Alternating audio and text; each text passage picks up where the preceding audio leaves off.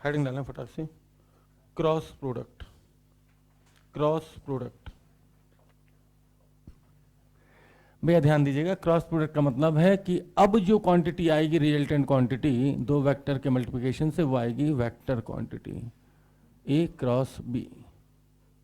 ठीक, इसीलिए यही वजह है कि मैं मल्टीप्लाई को हमेशा स्टार बना कर लिखता हूँ, क्योंकि डॉट प्रोडक्ट अलग हो गया, क्रॉस अलग हो गया। ठीक, तो अब मल्टीप्लाई कैसे लिखें, तो स्टार। स्टार मतलब कंप्यूटर वाली लैंग्वेज, कंप्यूटर मल्टीप्लाई आप लिखते हैं। तो आपको बता दें, अगर इसकी बात करें तो ए क्रॉस बी जो होता है ना, इसका फार्मूला होता है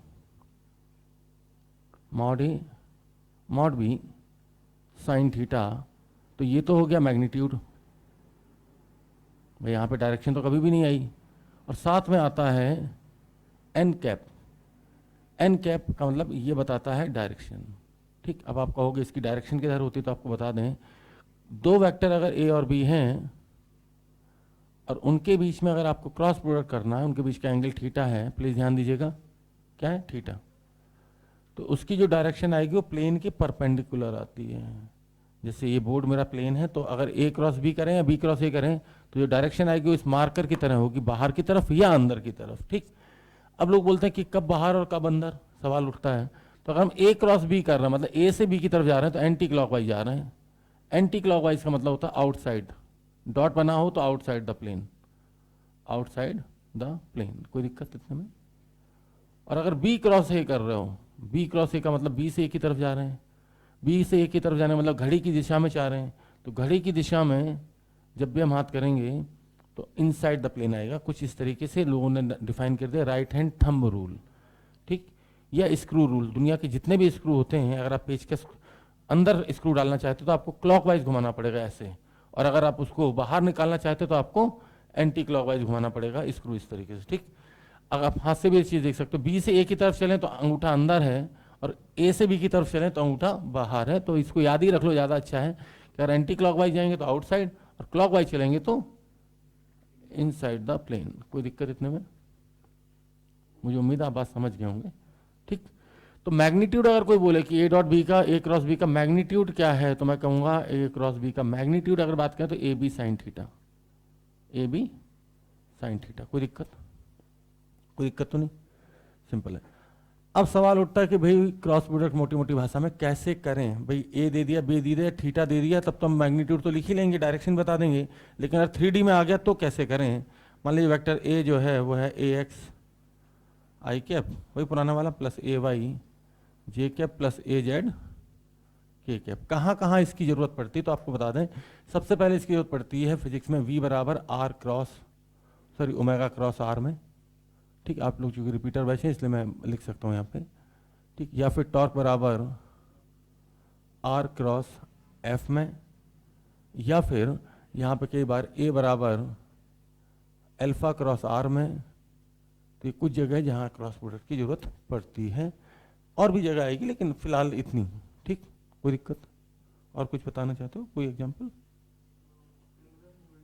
एंगुलर मोमेंटम, बिल्कुल, एंगुलर मोमेंटम अगर रोटेशनल तक पहुंच गए तो आर क्रॉस पी। ठीक, लेकिन ये डिटेल में हम बाद में समझेंगे, फिलहाल तो बेसिक पे बात चलते हैं। मैथमेटिकल टूल्स के हिसाब से इसको भी बोलना अच्छा नहीं होगा। ठीक, तो बी वेक्टर मान लेते हैं, B x I cap plus B Y J cap plus B Z K cap. अब इस केस में ये बात पक्की है कि आई क्रॉस आई जो है वो 0 होता है। कारण ए बी साइन थीटा, यहाँ पे आई लिखोगे, यहाँ पे आई लिखोगे, और आई का आई के साथ एंगल 0 होगा तो साइन 0 0 ही होता है। तो इसी तरीके से मैं लिख सकता हूँ जे क्रॉस जे भी 0 होगा और के क्रॉस के भी 0 होगा। ठीक, अब सवाल उठता है कि आई क्रॉस जे क्या होगा, तो मैं आपको दिखाना चाहता हूँ एक एग्जाम्पल। आई एक्सिस मतलब कि एक्स एक्सिस, जी एक्सिस मतलब कि वाई एक्सिस। तो आई क्रॉस जे अगर मैं करूँ तो बाहर आएगा वेक्टर, आई से जे की तरफ चलूँ तो वेक्टर अंगूठा मेरा बाहर है, बाहर का मतलब के कैप होता है, और अंदर का मतलब होता है माइनस के कैप। तो आई क्रॉस जे करेंगे तो बाहर की तरफ, या जे क्रॉस आई करेंगे तो अंदर की तरफ माइनस के हो जाएगा। तो इस तरीके से यहाँ एक रूल बन गया, इस तरीके से आई जे के ऐसे लोगों ने लिखा, और फिर कहा कि आई क्रॉस जे करोगे तो क्या आएगा भैया के, जे क्रॉस के करोगे तो क्या आएगा आई, और अगर उल्टा घूमे जे क्रॉस आई करोगे तो माइनस के, और के क्रॉस जे करोगे तो माइनस आई। ठीक, कोई दिक्कत इतने में। ठीक, यहाँ पे कुछ चीज़ें मैं आपको क्लियरली बता दूं कि इसको अगर कोई कहे कि क्रॉस प्रोडक्ट करना तो कैसे करेंगे। एक तरीका तो भाई एक एक करके करो, एक तरीका तो ये कि भाई एक एक करके करो, इसका इसके साथ जीरो, फिर इसका इसके साथ करो तो ए एक्स बी एक्स और आई क्रॉस जे आ जाएगा के, फिर इसका इसके साथ करो ए एक्स बी जेड, फिर आई क्रॉस के, तो आई क्रॉस के माइनस जे आ जाएगा। तो ये तो बहुत लेंदी मेथड है कि भाई इसका इसके साथ तो इसके लिए यूज करते हैं डिटर्मिनेंट मेथड। क्या वो यूज करते हैं? मैं इसको डंडा छाप मेथड भी बोलता हूँ। डंडा छाप इसलिए क्योंकि दो डंडा बने होते हैं, इसको मैथ में बोलते हैं डिटर्मिनेंट। ठीक, यहाँ पे लिखा होता है आई लिख लो, यहाँ पे जे लिख लो, यहाँ पे के लिख लो। ठीक, तरीका क्या कि इसको पॉजिटिव के साथ लेना है, इसको नेगेटिव, इसको पॉजिटिव के साथ। जो वेक्टर पहले है ए उसको पहले लिख लो, आई वाला आई के नीचे ए एक्स ए वाई और ये ए जेड। इस तरीके से फिर बी आए तो बी लिख लो बी एक्स बी वाई और बी जेड। कोई दिक्कत इतने में? ठीक, अब अगर मैं देखूं तो इसको कैसे सॉल्व किया जाता है, ध्यान देना भाई। सबसे पहले आई कैप लिखो। ठीक, अब जो वाली रो और ये वाली कॉलम पूरा दबा लो, रो और कॉलम ऐसे दबा लिया। ठीक, फिर इसका इसके साथ मल्टीप्लाई होगा और इसका इसके साथ मल्टीप्लाई करके माइनस करना है। कहने मतलब आई कैप के साथ आएगा ए वाई बी जेड और माइनस, चलिए बोलो बी वाई ए जेड। इतना तो पता होता लोगों को। फिर प्लस जे कैप, सॉरी जे कैप के साथ माइनस, तो माइनस जे कैप। और अब हम देखें तो जे वाली रो और ये column A x B Z minus B x A Z. इसी तरीके से फिर हमने के लिए लिखा, तो के लिए क्या लिखेंगे भाई, ये वाला दबा लो, ये वाला दबा लो, तो a x b y minus B x a y. कोई दिक्कत इतने में? ठीक, एक साहब मुझसे आए कि सर क्या ए क्रॉस बी बराबर बी क्रॉस ए होगा? तो मैंने कहा नहीं, नहीं। बताओ क्यों? डायरेक्शन चेंज हो गई तो वेक्टर भी चेंज हो जाएगा। लेकिन हाँ, किसी कोई कहे कि mod of A cross B बराबर mod of B cross a, तो बोला हाँ होगा, मैग्नीट्यूड तो वही रहेगा, सिर्फ डायरेक्शन का लोचा होता है। क्योंकि ए क्रॉस बी कर रहे हैं तो डायरेक्शन बाहर आ रही है, बी क्रॉस ए कर रहे हैं तो डायरेक्शन अंदर आ रही है। दो वेक्टर तब तक इक्वल नहीं हो सकते जब तक उनका मैग्नीट्यूड और डायरेक्शन दोनों सेम ना हो। लेकिन एक चीज़ मैं लिख सकता हूँ कि ए क्रॉस बी बराबर minus times of B cross A, definitely. कोई दिक्कत? कोई दिक्कत तो नहीं? ठीक, कोई दिक्कत तो नहीं। यहाँ से एक चीज़ पक्की है कि ए क्रॉस बी जो वेक्टर है ना, जो भी वेक्टर ए क्रॉस बी आया है जिसको मैंने नाम आर दिया है, ये वेक्टर ए के भी परपेंडिकुलर होता है और बी के भी परपेंडिकुलर होता है। क्या मेरी बात से सहमत है? क्योंकि ए क्रॉस बी की डायरेक्शन आउटसाइड द प्लेन, तो पूरे प्लेन के ही परपेंडिकुलर, तो इसका मतलब ए के भी परपेंडिकुलर होगा। ऐसे एंगल देखना होता है, ऐसे ऐसे दिखता है 90, ऐसे, समझ गए भाई? एक ए ये है और ये है आर, तो अगर हम ऐसे देखें तो ये एंगल हमें 90 का दिखेगा। दिखा? ठीक, कोई दिक्कत तो नहीं? ठीक, तो इसका मतलब है कि अगर मैं ए का आर के साथ डॉट प्रोडक्ट करूं तो जीरो आना चाहिए। ए का आर के साथ डॉट प्रोडक्ट करूं तो क्या आना चाहिए? जीरो आना चाहिए। तो कई बार लोग ऐसे भी पूछ लेते हैं थोड़ा घुमा के कि भाई आर डॉट ए क्या होगा? तो अगर आर ए के परपेंडिकुलर, डेट में आर डॉट ए जीरो होगा। कहने का मतलब है कि मैं अगर बोलूँ तो A dot A cross B, R का मतलब ए क्रॉस बी, जीरो। ठीक, या फिर कोई कहे कि आर अगर बी के परपेंडिकुलर, इसका मतलब आर का बी के साथ भी डॉट प्रोडक्ट क्या होगा? जीरो होगा। तो हम इसको इसी चीज़ को लिख सकते हैं बी डॉट, आर को मैंने बाद में लिख दिया, ए क्रॉस बी क्या होता भैया? जीरो होता है। कोई दिक्कत तो नहीं? कोई दिक्कत तो नहीं? ठीक, अब एक साहब आए और बोले सर क्रॉस प्रोडक्ट से हमें क्या मिलता है? तो मैंने कहा एरिया। क्या मिलता है? एरिया। ध्यान से देखिएगा, किसका एरिया मिलता है ये भी बता देता हूँ। अगर एक वेक्टर ए ये है, ये, और दूसरा वेक्टर बी ये है और उनके बीच का एंगल है थीटा। कितना एंगल है? थीटा। तो बी को हम ऐसे बना सकते हैं भाई, हाँ या ना? बिल्कुल, हमने कल सिखाया था किसी वेक्टर को पैरेलल शिफ्ट करने पे वेक्टर चेंज नहीं होता। लॉ ऑफ पैरेललोग्राम, ट्रायंगल से लॉ ऑफ पैरेललोग्राम ऐसे बनाता है ना। ठीक, तो आपको बता दें ये ट्रायंगल दिख रहा है। ठीक, तो कोई बोले इस ट्रायंगल का एरिया क्या होगा? तो एरिया ऑफ ट्रायंगल है, प्लीज ध्यान दीजिएगा, half of the A cross B. A cross B का मॉड निकाल लीजिए, उसका आधा कर लीजिए। ठीक, कोई पूछे इसी पैरेललोग्राम का एरिया कितना? तो मुझे पता है एक ब्रेड में दो सैंडविच बन जाते हैं, जितना एरिया नीचे होगा उतना एरिया ऊपर होगा। तो कोई बोले एरिया ऑफ पैरेललोग्राम क्या है? तो आपको परेशान नहीं होना, सिर्फ आपको ए क्रॉस बी करना। अगर if A and B are the two sides,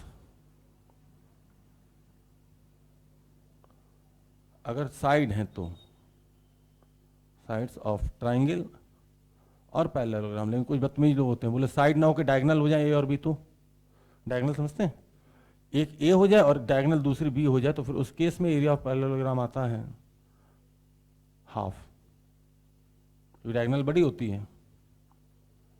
लेकिन ये कब आएगा? जब ए और बी क्या हो, डायगनल्स हो। ठीक, तो ऐसे शीट में अपने सवाल मिलेंगे सीधे सीधे, जहाँ पे ए और बी एक बार तो साइड दे रखी हुई, एक बार क्या दे रखा हो, डायगनल। तो कुछ नहीं करना, तो मैं ए क्रॉस बी निकालना, बस याद रखना कि अगर साइड है तो area parallelogram A cross B, और डायगनल अगर ए और बी हैं तो area parallelogram half of A cross B. A and B are the diagonals of parallelogram. Parallelogram को ऐसे भी लिख सकते हैं ना। एक सवाल यहाँ पे मैं लिखने जा रहा हूँ तब तक टाइम पास करने के लिए, लेकिन इसका क्रॉस प्रोडक्ट से कोई लेना देना नहीं है। फाइंड अ वेक्टर, एक वेक्टर बताओ, find a vector whose magnitude is same as of A, whose magnitude is same as vector A, but along the direction of vector b।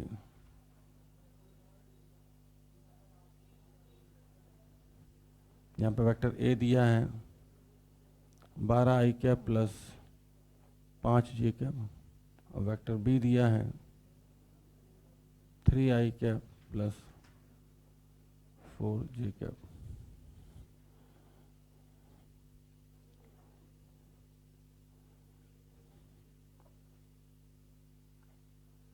इसका क्रॉस प्रोडक्ट से कोई लेना देना नहीं है।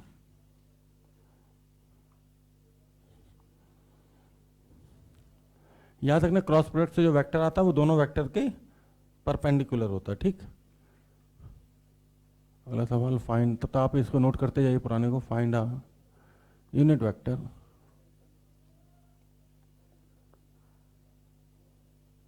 अगर हम पेपर की बात करें तो लॉ ऑफ पैरेललोग्राम के कल जो कराए थे उससे ज़्यादा सवाल आते हैं नीट में। याद रखना, वो 60 डिग्री पे कितना आता था, √3 ए, है ना, है ना, मतलब कि a sorry mod of a plus b बराबर mod of a minus b कब होता है, 90 डिग्री पे, है ना। उससे ज़्यादा सवाल आते हैं, कल की क्लास से सवाल ज़्यादा आते हैं नीट के अंदर। ठीक है ना। Find a unit vector which is perpendicular to both vector A and B,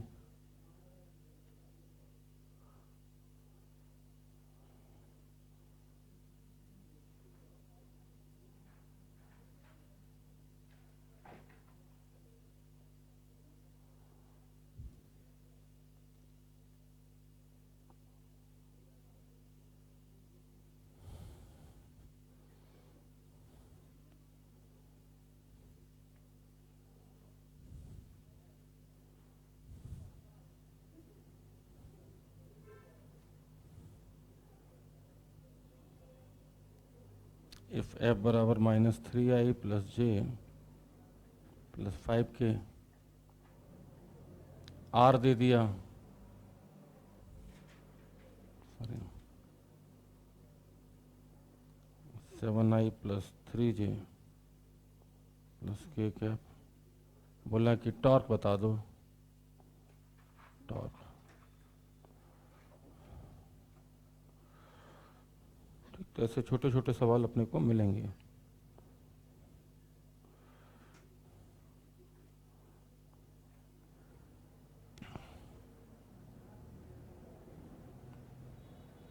if mod of a dot b बराबर mod of A cross b, find angle between a and B.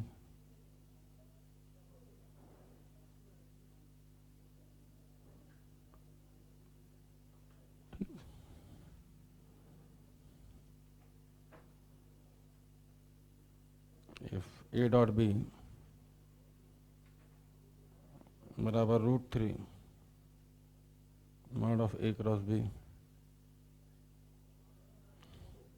Find angle between A and B, and also find magnitude of A plus B.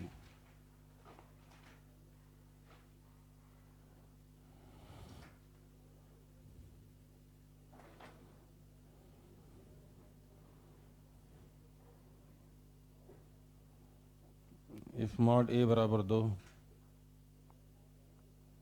Mod B बराबर 5, A cross B जो है वह है 8, find A dot B.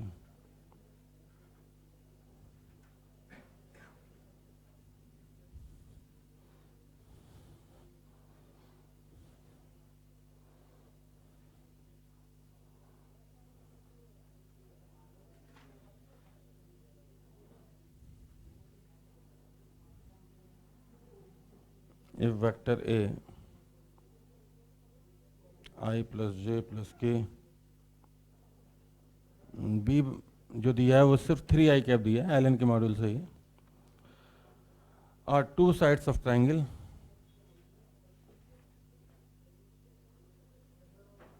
किसी triangle की दो side हैं, find area of triangle. तो इसकी थ्योरी ऊपर लिखी दी है मैंने भाई कि अगर साइड है तो ट्राइंगल का एरिया ये हो जाएगा, है ना, फाइंड एरिया ऑफ ट्राइंगल.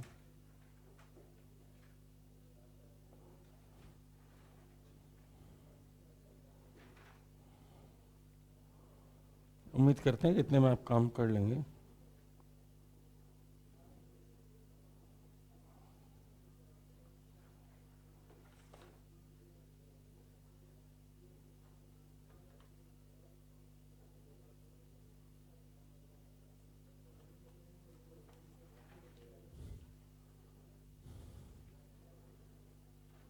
इधर का तो नोट हो गया होगा ना. एक दो सवाल और करवा देते हैं ना. कुछ सवाल मैं लिख देता हूँ, तुम खुद से भी कर सकते हो ना. क्रॉस प्रोडक्ट भी तो करना. If area of triangle of sides vector A and B is AB by 4, find angle between A and B.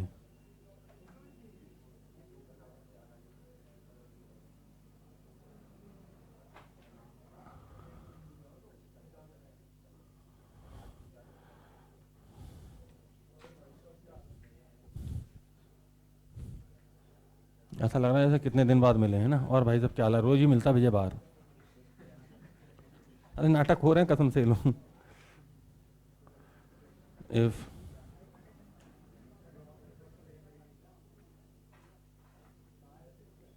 Vector A बराबर 3i plus j cap, vector B बराबर j cap plus 2k cap are the,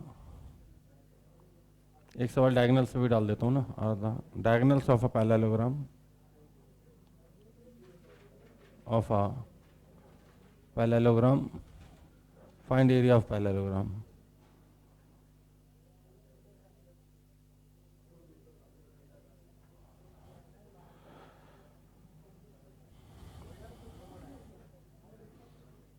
इसके बाद यहाँ पे vector में एक छोटी सी चीज बचेगी, सिर्फ डायरेक्शन कोसाइंस. क्या बचेगी? कुछ होता है, यही बताते हैं. ये थ्योरी है ना, कहीं एक का जगह यूज हो सकती है बस.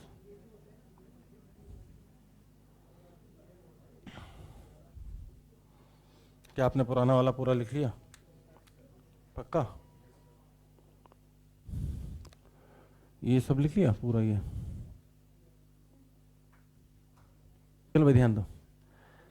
देखो जैसे क्या होता था कि अगर वेक्टर 2D में है, 2D में प्लीज ध्यान दीजिएगा, तो हम एंगल निकालने के लिए, डायरेक्शन निकालने के लिए टेन थीटा का यूज करते हैं. जैसे किसी ने कहा ये लाइन ऐसे है, तो हम तुरंत बोलते थे कि भाई इसका x कंपोनेंट, y कंपोनेंट, ये y हो गया, जो भी है ये x हो गया. तो हम ऐसे लिखते थे टेन थीटा बराबर डायरेक्शन बताने के लिए, या सिग्मा y लिख दो, सबको एक साथ ऐड करके याद करो, sigma y upon sigma x, है ना.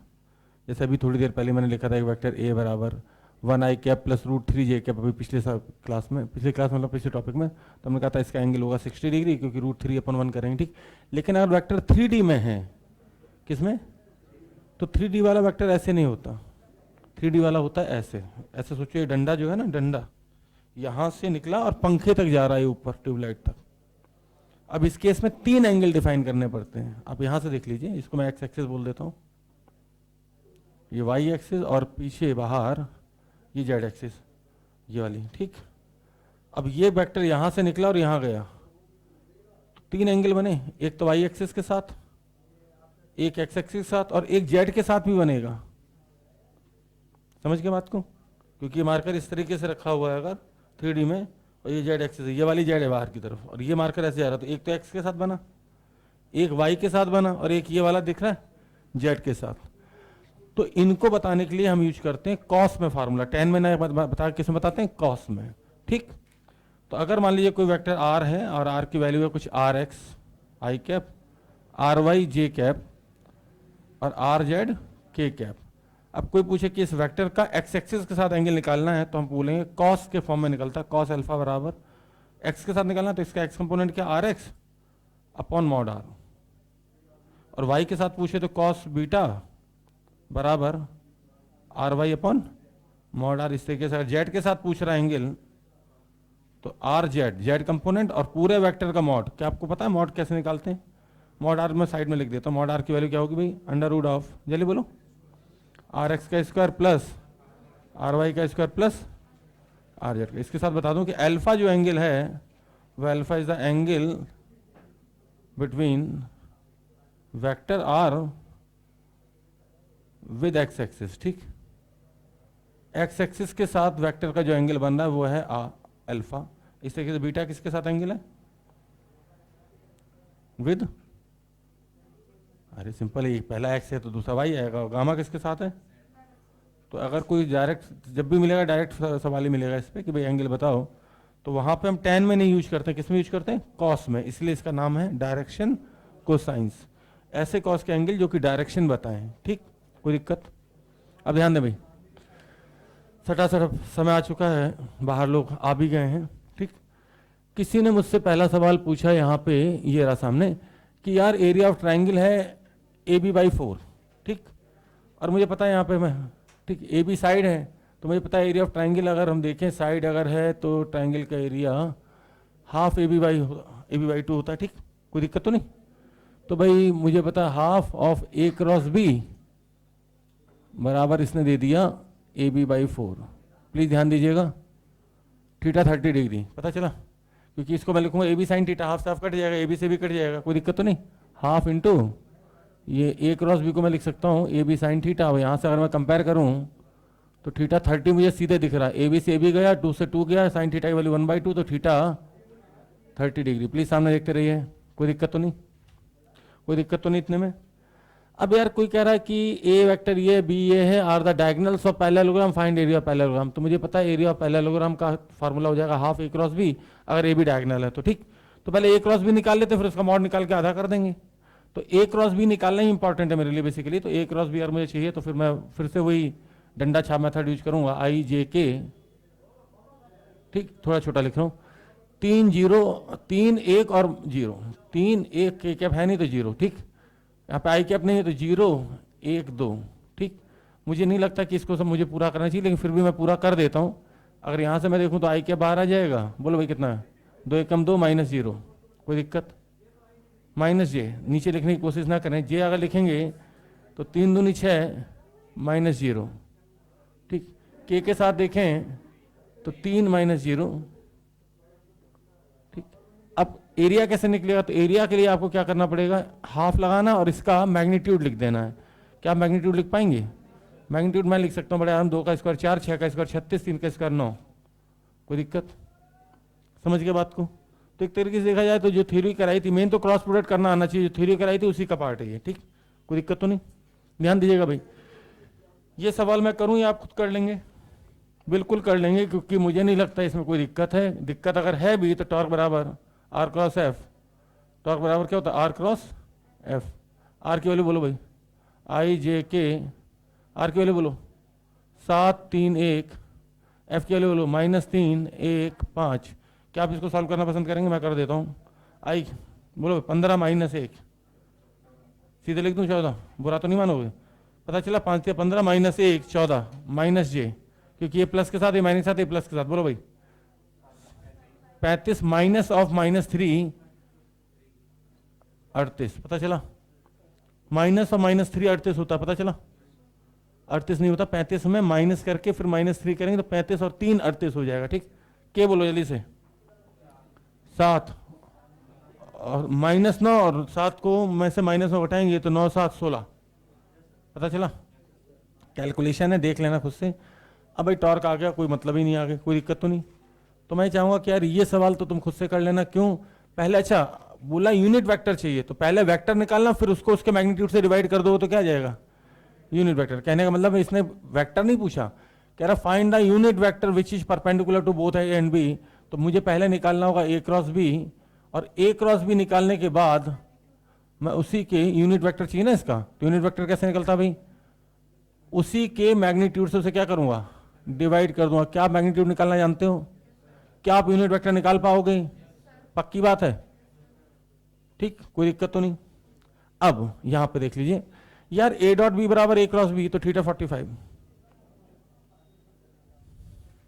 शायद आपको नहीं चमका, लेकिन ए डॉट बी का मतलब होता है A B cos theta, A cross B का मतलब होता है ए बी साइन थीटा, और साइन थीटा कॉस थीटा सभी इक्वल हो सकते हैं। अब थीटा क्या हो? 45। कोई दिक्कत? कोई दिक्कत?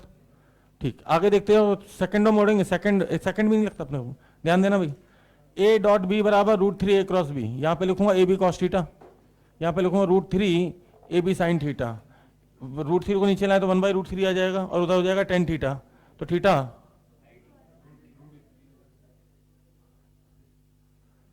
पता चला? कोई धोखे से भी उम्मीद मत करना कि मास्टर इसको लिख लिख के करेगा, ध्यान दो। ए डॉट बी का मतलब ए बी कॉस थीटा, ध्यान दो। √3 ये क्या हो गया? ए बी साइन थीटा इधर है, ध्यान दो। कॉस थीटा नीचे ले जाएंगे तो tan थीटा, और √3 इधर आएगा नीचे, तो 1/√3, तो tan थीटा बराबर 1/√3, तो थीटा बराबर, जल्दी बोलो। और थीटा अगर 30 है और फिर मुझसे कोई कह रहा है कि a प्लस बी का मॉड बता दो, तो मुझे एक ही फार्मूला पता है, √(a² + b² + 2ab। क्या आपको पता cos 30 की वैल्यू क्या होती है? तो ये ऑप्शन में दिया होगा, यही आंसर सही है। ठीक, कोई दिक्कत? कोई दिक्कत? भाई मॉड निकालना, कल मॉड निकालना सिखाया था। a प्लस बी का मॉड क्या होता है? √(a² + b² + 2ab cos theta. कोई दिक्कत तो नहीं? आगे बढ़ जाऊं? ध्यान दीजिएगा भाई, mod A B A cross B, क्या आपको पता है ए क्रॉस बी 8 है? दिख रहा है? ए क्रॉस बी का मॉड कितना है यार? ए क्रॉस बी का मॉड क्या लिख सकते हैं? ए बी साइन थीटा, सही है। 8 बराबर ए पता है कितना है? 2, बी पता है कितना है? 5, साइन थीटा निकालना है। साइन थीटा निकालोगे तो थीटा आएगा, थीटा आएगा तो ए डॉट बी निकाल पाओगे। बोलो भाई साइन थीटा कितना? साइन थीटा आएगा 4/5, पता चला? तो थीटा 53। अब ए डॉट बी तो बच्चा भी बता देगा। भैया बताओ, mod a mod b cos theta, mod a कितना है? बोलो, बोल ही नहीं पा रहे। 2, मॉड बी 5, cos 53। पता चला? पता चला? अरे स्पीड यही होनी चाहिए पेपर के लिए भैया, समझ गए? यही स्पीड होती है एक्चुअल में अगर खेलना है। 30 सेकंड सवाल फिनिश, क्योंकि किसी सवाल में अपने को 1.5 मिनट भी देना पड़ेगा, जो सवाल कुछ टफ होंगे 2 मिनट भी लग सकता है। ठीक, तो जो आसान है उनमें तो 1 मिनट का एवरेज है। एवरेज 1 मिनट का मतलब समझना, जैसे मुझे यहाँ से कानपुर जाना है, तो मेरा एवरेज 100 तब निकलेगा जब मैं कभी गाड़ी चलाऊंगा 140 पे और कभी चलाऊंगा 80 पे, क्योंकि मुझे टॉल पे भी तो रुकना है। टॉल वाले ने 5 मिनट खराब कर दिए, स्पीड ब्रेकर कहीं आ गए, वहां पे टाइम खराब हो गया, कहीं खराब रोड हो गई, वहां पे टाइम खराब हो गया। तो अगर आपको 100 का एवरेज निकालना, तो आप मान के चलो कि आपको गाड़ी 140 130 पे चलानी पड़ेगी, तब जाके एवरेज 100 का आएगा।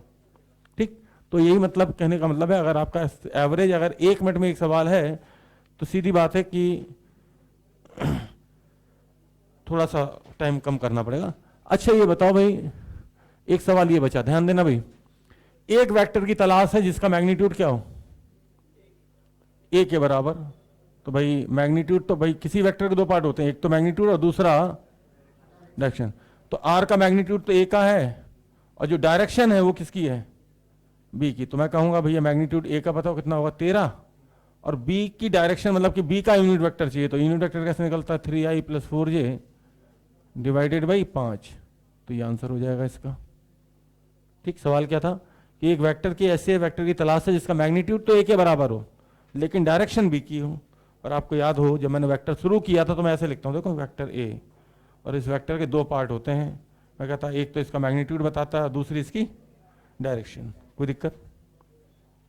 ज़्यादा पुरानी बात नहीं, परसों की ही बात है, सही है, कोई दिक्कत तो नहीं। क्या आप में से किसी को लगता है कि ये सवाल आप कर लेंगे? भाई सिंपल है, क्या बोल रहा है भाई, मुझे तो एरिया ऑफ ट्रायंगल चाहिए, इसका मतलब half of mod of A cross B चाहिए, तो ए क्रॉस बी निकाल लो, उसका मॉड निकाल के आप कर देंगे, कोई दिक्कत? अब बताओ भाई, ए क्रॉस बी निकाल पाओगे? आई जे के, जल्दी बोलो, एक एक एक, कोई दिक्कत? बी का बोलो 3 0 0, क्या इसको सॉल्व कर पाएंगे? बिल्कुल कर पाएंगे साहब, जल्दी बोलो। ये 0 हो गया, माइनस ये, जल्दी बोलो भाई, ये 0 3 प्लस के, बोलो फटाफट, 1 1 माइनस 0 0 हो गया, 0 ऑफ -3, कोई दिक्कत? कोई दिक्कत? क्या इसका मैग्नीट्यूड निकाल पाओगे? 3√2 कितना आएगा? अरे √3 का स्क्वायर माइनस 3 का स्क्वायर प्लस -3 का स्क्वायर, तो 3√2, कोई दिक्कत? क्या हाफ से मल्टीप्लाई कर लोगे? Thank you all of you. नहीं, कल ये जो पढ़ाया है इसको रिवाइज कर लेना, तुम्हारे लिए अभी तो यही बहुत है। ठीक, जो शीट मिली इससे रिलेटेड सवाल कर लेना, उसमें खूब सारे सवाल होंगे इसके।